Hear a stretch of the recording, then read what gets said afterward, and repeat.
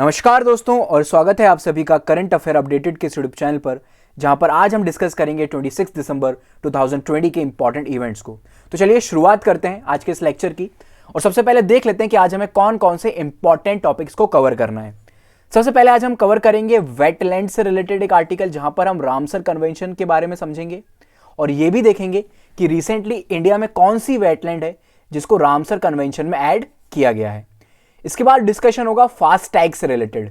क्या होता है फास्टैग, इसका मैकेनिज्म क्या है, किस प्रकार से ये वर्क करता है, उसको भी समझेंगे। फिर उसके बाद जल्लीकट्टू के बारे में देखेंगे। एक इंपॉर्टेंट आर्टिकल है जल्लीकट्टू, काफी ज्यादा न्यूज में रहता है ये फेस्टिवल, इससे रिलेटेड डिस्कस करेंगे। उसके बाद डिस्कशन होगा म्युनिसिपल बॉन्ड से रिलेटेड। देखिए यहां पर ना रिपीटिशन हो रहा है आपके टॉपिक का। हम पहले भी म्युनिसिपल बॉन्ड से रिलेटेड आर्टिकल्स कई बार डिस्कस कर चुके हैं, ये दोबारा न्यूज में है तो हम इसे एक बार और डिस्कस कर लेंगे क्योंकि अब ये इंपॉर्टेंट हो चुका है। इसी साल 3 बार ये न्यूज में रहा है, ठीक है। तो चलिए स्टार्ट करते हैं डिस्कशन की और सबसे पहले डिस्कस करते हैं रामसर कन्वेंशन साइट से रिलेटेड। यहां पर कंटेस्ट ये है कि इंडिया की शोकर वेटलैंड जो कहां पर सिचुएटेड है, लद्दाख में, उसको ऐड कर लिया गया है रामसर कन्वेंशन के अंडर। उसको रामसर कन्वेंशन के अंडर स्टेटस प्रोवाइड कर दिया गया है। ये इंडिया की कौन सी रामसर साइट है, तो 42nd रामसर साइट है ये, ठीक है। ये पॉइंट आपको याद रखना है कि इंडिया में कितनी है एट प्रेजेंट रामसर साइट्स, तो 42 साइट्स हैं, ठीक है। लद्दाख की ये सेकंड है। चलिए अब इस थोड़े सा वेटलैंड के बारे में डिस्कस कर लेते हैं। शोकर, सबसे पहले तो आपको ये पता होना चाहिए कि ये हाई एल्टीट्यूड वेटलैंड है, यानी कि काफी ज्यादा हाइट पर सिचुएटेड है। उसी के साथ साथ इसे व्हाइट लेक कहा जाता है। क्यों इसको व्हाइट लेक कहते हैं? क्योंकि यहां पर क्या मिलता है, व्हाइट सॉल्ट मिलता है, ठीक है। यानी कि ये किस प्रकार की लेक है, सैलाइन वाटर बॉडी है ये, ऑलराइट, ठीक है। ये जो वेटलैंड है ये एक बहुत इंपॉर्टेंट बर्ड एरिया है। यहां पर काफी ज्यादा इंपॉर्टेंट जो बर्ड्स है वो यहां पर आपको देखने को मिल जाएंगी, ठीक है। अगर हम कुछ बर्ड्स की बात करें तो ब्लैक नेक्ड क्रेन यहां पर काफी ज्यादा फेमस है, यहां पर देखने को मिलता है, ठीक है। इसी के पास में एक और वेटलैंड है जिसका नाम है शू मुरी, ठीक है। इसे हम क्या बोलते हैं, लेक मुरिरी भी बोलते हैं या फिर माउंटेन लेक भी बोला जाता है, ठीक है। ये भी क्या है, एक वेटलैंड है रामसर कन्वेंशन के अंदर, ठीक है। उसके साथ ही साथ ये कब इसको रामसर कन्वेंशन के अंदर स्टेटस प्रोवाइड किया गया था, 2002 में। ये पॉइंट आपको पता होना चाहिए। इसके बाद Ramsar convention, one of the most important convention, ठीक है ना। कई बार क्वेश्चन पूछा गया है, कई स्टैटिक एग्जाम में डायरेक्ट क्वेश्चन पूछा गया है कि रामसर कन्वेंशन किससे रिलेटेड है, ठीक है। तो अभी हम इसके बारे में डिस्कस करते हैं, आपके सारे डाउट्स से रिलेटेड क्लियर हो जाएंगे। सबसे पहले कि ये कब साइन हुआ था, ये साइन हुआ था 2 फेब 1971 में, ठीक है। साइन हुआ था, सारी कंट्रीज यहां पर साथ में आई थी। कहां पर साथ में आई थी, तो रामसर, ये एक जगह है, जगह का नाम है। कहां पर है ये जगह, तो ये ईरान में है। ईरान का एक सिटी है जिसका नाम है रामसर। वहां पर अलग अलग गवर्नमेंट जो है, बहुत सारी कंट्रीज एक साथ गई और उन्होंने एक कन्वेंशन साइन किया 2 फरवरी 1971 को, ठीक है। साइन किया और इसको नोटिफाई कर दिया गया, यानी कि लागू हो गया 1975 से, ठीक है। किस लिए इस कन्वेंशन को साइन किया गया था, तो जो वेटलैंड्स होते हैं आपके, ठीक है, जो आपकी लेक्स होती हैं, जो आपकी वाटर बॉडीज होती हैं, ठीक है, रिवर्स को छोड़कर पॉन्ड्स वगैरह हैं, वो सारे, उन सभी का जो इन्वायरमेंट है उसको प्रोटेक्ट करने के लिए ये कन्वेंशन साइन की गई थी, ठीक है। तो क्या एम था रामसर का, to develop and maintain an international network of wetland which are important for convention of global biodiversity and for sustaining human life through the maintenance of their ecosystem components processes and benefits, ठीक है। तो ये point आपको याद रखना है। चलिए आगे बढ़ते हैं। इसी के अंदर एक और पॉइंट है जो कि है मॉन्ट्रियस रिकॉर्ड, ठीक है। ये क्या है रिकॉर्ड, तो देखिए ऐसी लेक और ऐसी वेटलैंड जिनका जो इकोसिस्टम है वो बहुत ज्यादा प्रभावित हुआ है पॉल्यूशन से और जो ह्यूमन इंटरफेरेंस होता है उसके कारण, यानी कि बहुत ज्यादा डैमेज आ चुका है वहां की इकोसिस्टम को, तो उनको इस रिकॉर्ड के अंदर रखा जाता है। ऐसी लेक्स को स्पेशल प्रेफरेंस दी जाती है, स्पेशल ट्रीटमेंट दिया जाता है ताकि वहां पर क्या किया जा सके, वहां पर इकोसिस्टम को दोबारा से बेटर किया जा सके, ठीक है।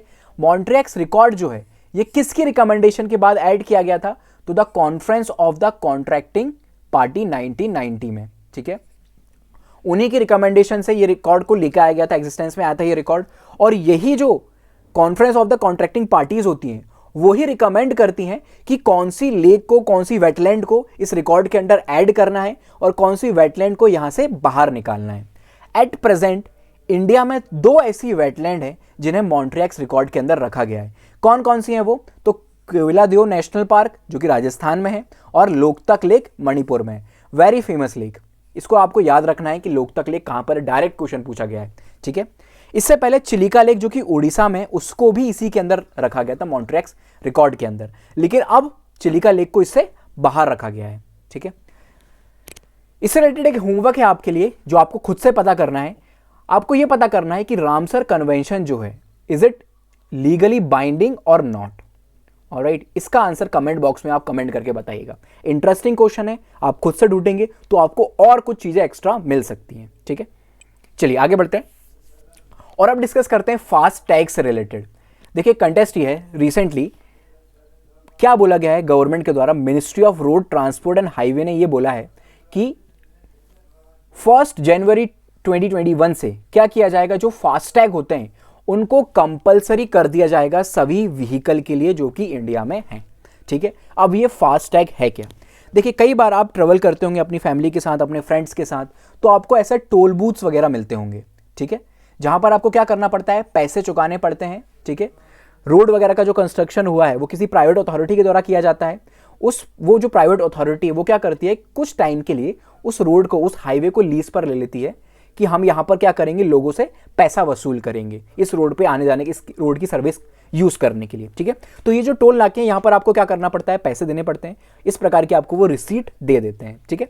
अब क्या किया जाएगा, एक फास्टैग इस प्रकार का एक स्लिप या फिर आप इसे बोल सकते हैं बारकोड, यहां पर आप देख रहे हैं, ठीक है, ये आपकी कार पर लगा रहेगा, ठीक है ना, यहां पर इस प्रकार से लगा दिया जाएगा। जैसे ही आप इस टोल बूथ के करीब पहुंचेंगे क्या होगा, ये अपने आप डिटेक्ट कर लेगा, ठीक है, और ये जो फास्टैग जिस भी अकाउंट से लिंक्ड होगा पैसे अपने आप कट जाएंगे, आपको ज्यादा देर तक लाइन में लगा रहने की जरूरत नहीं रहेगी, ठीक है। कब लॉन्च किया गया था फास्टैग को फर्स्ट टाइम? तो 2016 में इसको लॉन्च किया गया था as per central motor vehicle rules 1989 में, ठीक है।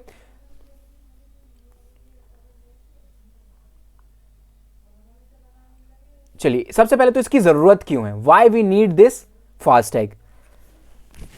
देखिए स्मूथ ड्राइविंग रहेगी, कहीं पर भी जो ड्राइवर्स हैं उन्हें रुकने की जरूरत नहीं है। जो घंटों घंटों लंबी लंबी लाइनें लगनी पड़ती थी अब वो लाइनें ज़्यादा देर तक नहीं लगी रहेंगी। और इसके साथ ही साथ जो कैमरास लगे रहेंगे टोल बूथ्स पर, वहां पर क्या होगा, उससे ये भी रिकॉर्ड रखा जा सकता है कि कौन सी जो कार है वो आना जाना कर रही है, ठीक है ना, और पूरा रिकॉर्ड मेंटेन रहेगा, ठीक है, कार का, कि कहां से वो कार आ रही है, कहां को जा रही है। इसकी टेक्नोलॉजी किस प्रकार से वर्क करेगा, तो ये वर्क करेगा on radio frequency identification technology, इस प्रकार से, ठीक है। यहां पे इस प्रकार से लगा रहेगा, ये डिटेक्ट कर लिया जाएगा इस रेडियो फ्रीक्वेंसी को, किसके द्वारा, जो टोल बूथ पर जो उसका कंट्रोलर लगा रहेगा वहां पर उसको डिटेक्ट कर लिया जाएगा। ऑलराइट, ठीक है। The payment method is a part of national electronic tool collection program. ये पॉइंट आपको याद रखना है, कौन सा प्रोग्राम है जो यहां पे इसको डिस्कस कर रहा है। The national payment corporation of India बहुत इंपॉर्टेंट ऑर्गेनाइजेशन है, वो क्या करेगी, ये पेमेंट्स को कलेक्ट करेगी, ठीक है ना। आपकी जितनी भी ऑनलाइन पेमेंट्स होती हैं जो आप किसके द्वारा, यूपीआई के थ्रू करते हैं या फिर online money transfer, net banking वगैरह आप जो यूज़ करते हैं, तो यही ऑर्गेनाइजेशन है, यही वो बॉडी है जो सारी पेमेंट्स को देखती है, national payment corporation of India. Alright, ठीक है। चलिए आगे बढ़ते हैं। इसके बाद डिस्कस करते हैं जल्लीकट्टू के बारे में। क्या है ये जल्लीकट्टू, रिसेंटली क्यों न्यूज़ में है ये? सबसे पहले तो तमिलनाडु की गवर्नमेंट ने क्या किया है, परमिशन दे दी है जल्लीकट्टू को ऑर्गेनाइज करने के लिए। जल्लीकट्टू एक प्रकार का प्रोग्राम होता है, एक एक्टिविटी होती है जहां पर क्या होता है, इस प्रकार की लड़ाइयां की जाती हैं, ठीक है ना। ये बुल के साथ फाइट की जाती है ह्यूमन बींग्स की, ठीक है ना, उसे क्या कहते हैं, जल्लीकट्टू कहते हैं। ये कब ऑर्गेनाइज होता है, तो पोंगल फेस्टिवल पर इसको ऑर्गेनाइज किया जाता है। अभी इसके ऊपर कुछ रिस्ट्रिक्शंस वगैरह लगे हुए थे कोविड-19 के पैंडेमिक को देखते हुए, लेकिन अब उन रिस्ट्रिक्शंस को हटा लिया गया है, ठीक है। कुछ इंपॉर्टेंट पॉइंट अगर हम इसको के बारे में डिस्कस करें जल्लीकट्टू के बारे में, तो ये एक बुल टेमिंग इवेंट है, ठीक है ना, बुल्स के साथ फाइट करते हैं ह्यूमन बींग्स। कहां पर प्रैक्टिस किया जाता है? तो तमिलनाडु में प्रैक्टिस किया जाता है। किस उपलक्ष्य में? तो पोंगल, जो फेस्टिवल सेलिब्रेट किया जाता है पोंगल, उसी के साथ जल्लीकट्टू को भी सेलिब्रेट किया जाता है। ठीक है, इसका क्या मीनिंग होता है जल्लीकट्टू का? तो देखिए, ये तमिल वर्ड से ओरिजिनेट हुआ है। इसको दो अलग अलग पार्ट में डिवाइड किया जाता है। जल्ली जिसका मतलब होता है गोल्ड और सिल्वर कॉइन, और कट्टू का मतलब होता है टाइड, यानी कि बांध देना किसी चीज से। ठीक है, कहां पर देखने को मिलता है हमें सबसे पहले जल्लीकट्टू के बारे में? तो इसको मेंशन किया गया था संगम लिटरेचर में, जो कि अराउंड 2500 साल पुरानी है। ठीक है, और बहुत ज़्यादा न्यूज़ में रहता है ये, क्योंकि बहुत ज़्यादा कंट्रोवर्सी क्रिएट होती है इस गेम से। इंजरीज होती हैं ह्यूमन बींग्स को और एनिमल्स को, इवन कई बार डेथ भी हो जाती है ह्यूमन बींग और एनिमल की। ठीक है, तो सुप्रीम कोर्ट ने 2014 में जल्लीकट्टू को बैन कर दिया था। ठीक है, किसको रिस्पॉन्स देते हुए? तो animal welfare board of India और people for ethical treatment for animal. ये नाम शायद आपको नहीं समझ में आ रहा होगा, लेकिन पीटा आप सभी ने सुना होगा। ठीक है, तो आपको फुल फॉर्म भी आज उसका पता चल गया, people for ethical treatment of animals. Alright, इस चीज से रिलेटेड। चलिए अब आगे बढ़ते हैं और अगला आर्टिकल डिस्कस करते हैं, जो कि रिलेटेड है म्यूनिसिपल बॉन्ड से। ऑलराइट, क्या हुआ है रिसेंटली? वडोदरा म्यूनिसिपल कॉर्पोरेशन ने क्या किया है? म्यूनिसिपल बॉन्ड्स को रिलीज किया है। ऑलराइट, कब से ये बॉन्ड जो है वो रिलीज हो जाएंगे? तो जनवरी 2021 से ये मार्केट में आ जाएंगे। ठीक है, अब कुछ इंपॉर्टेंट पॉइंट्स को डिस्कस करते हैं इसके बारे में। सबसे पहले तो it will become the third urban local body in Gujarat to use the method to raise money to fund development work sanction under the Atal mission for rejuvenation and urban transformation. ठीक है, यानी कि क्या किया जाता है? सबसे पहले तो आपको यह समझने की जरूरत है कि म्यूनिसिपल बॉन्ड्स होते क्या हैं। फॉर एग्जाम्पल, मान लीजिए मुझे क्या कर, मैं सरकार हूं, मैं सरकार चला रहा हूं और मुझे कुछ डेवलपमेंट करना है, मुझे कोई रोड का कंस्ट्रक्शन करना है। अब सरकार के पास पैसा समय पर नहीं होगा, मान लीजिए, ठीक है ना, इस समय क्या मेरे पास पैसे की थोड़ी सी कमी चल रही है, कोविड पैंडेमिक चल रहा है, तो वहां पर भी मुझे पैसे देने हैं। ठीक है, उसके साथ ही साथ क्या करना है, मुझे जो डेवलपमेंट प्रोजेक्ट्स हैं उनको भी चलाना है। तो यहां पर मैं क्या करूंगा, एक म्यूनिसिपल बॉन्ड को स्टैब्लिश कर दूंगा। म्यूनिसिपल बॉन्ड कौन इशू कर सकता है? स्टेट गवर्नमेंट्स और जो म्यूनिसिपल बॉडीज होती हैं वो इशू कर सकती हैं। ठीक है, म्यूनिसिपल बॉन्ड इशू कर दी जाएंगी मार्केट में। जिस भी व्यक्ति को इस बॉन्ड में इन्वेस्ट करना है वो इन्वेस्ट कर सकता है।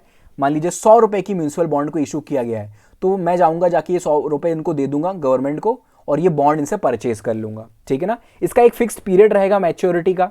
ऑलराइट, उस मैच्योरिटी पीरियड के बाद मुझे क्या मिलेगा? 4% का मान लीजिए मुझे इसके ऊपर इंटरेस्ट मिलता है। तो यानी कि जब मैं वापस इस बॉन्ड को सरकार के पास लेके जाऊंगा तो सरकार मुझे 104 रुपए वापस देगी। ठीक है, तो ये रहती है म्यूनिसिपल बॉन्ड। इनका यूज किस लिए किया जाता है? डेवलपमेंट प्रोजेक्ट्स के लिए इनका यूज किया जाता है। ऑलराइट,